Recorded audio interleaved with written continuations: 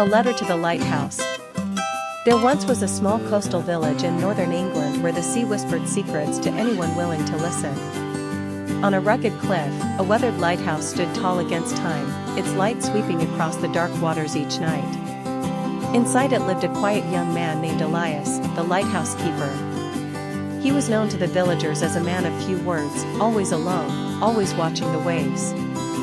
Years ago, Elias had fallen in love with a girl named Clara, the daughter of the village's baker.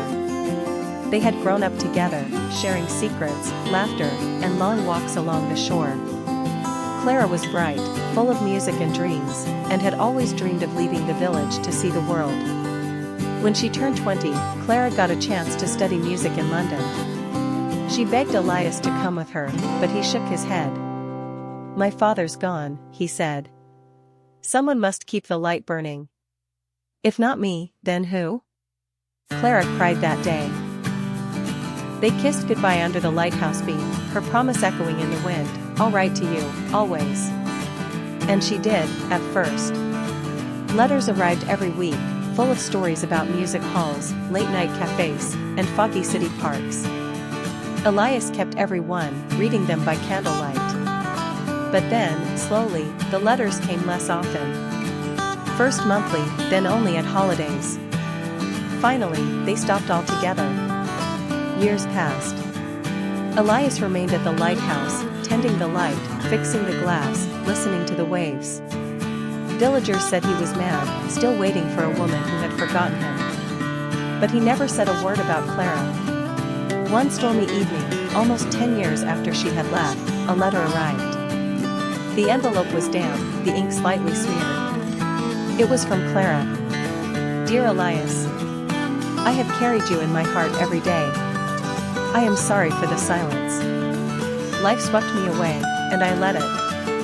I was afraid to write, to face the pain of having left you.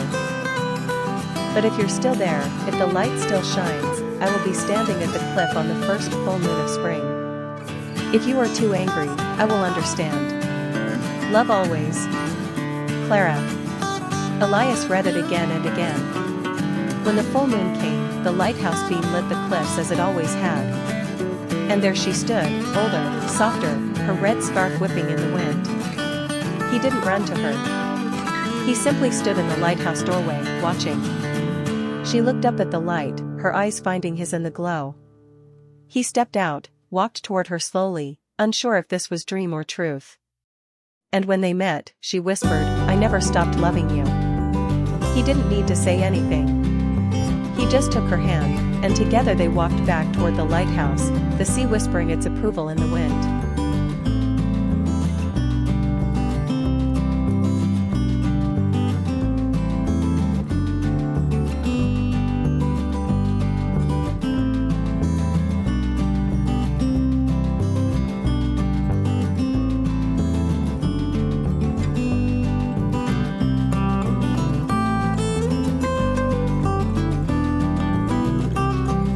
When autumn came back, it was the kind of quiet town people left, not the kind they moved to. Nestled between sleepy hills and a forest that turned golden every fall, it was the kind of place where time slowed down and memories lingered like the scent of old books. That's where Ava grew up, and that's where she returned after 10 long years away. She hadn't planned to come back, not after everything that happened. But when her mother passed and the old house was left to her, Ava packed her things and left New York behind. She needed time. She needed quiet. And in some way, she needed to remember who she was before the city, before the noise, before she lost him. Him, Liam. The boy who had grown up next door. Her best friend. Her first love. The boy with the sketchbook who used to draw her while she read under the willow tree in her backyard. They had been everything to each other, inseparable, passionate, and maybe too young to understand what forever really meant. When Ava left for college in the city, they promised to make it work. Long-distance love. Letters, calls, visits. But somewhere along the way, the letters stopped coming. The calls grew shorter. And eventually, it ended without a real goodbye. Now, 10 years later, she stood on the front porch of her childhood home, looking out at the same tree where they had carved their initials so long ago. She hadn't expected to see him. Not really. But on her third morning back, she walked into the small bookstore downtown, the one that still smelled like dust and vanilla. And there he was. Liam. Older, taller, his hair a little longer, a beard now. But it was him. And when he looked up and saw her, everything in the room paused. "Ava?" he asked, as if she might disappear if he said her name too loudly. She nodded. "Hey." They didn't hug. Didn't run into each other's arms like the movies.